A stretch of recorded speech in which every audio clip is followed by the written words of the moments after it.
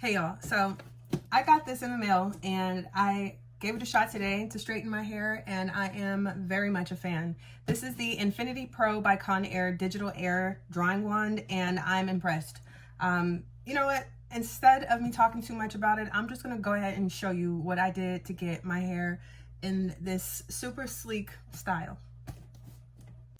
All right, so with the wand, I went ahead and attached the comb attachment just to speed up the process, but I went ahead and I waved the wand over my hair in sections so I can stretch my hair prior to taking it through.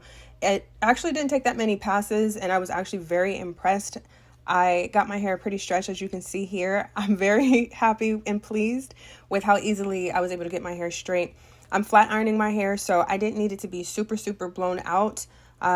But throughout the rest of my head, I went ahead and did the same exact technique of stretching my hair by waving the wand over my hair first and then taking the comb attachment through and getting a really good stretch. I'm super happy with the results. It is available now. Shop at Ulta or now on Amazon.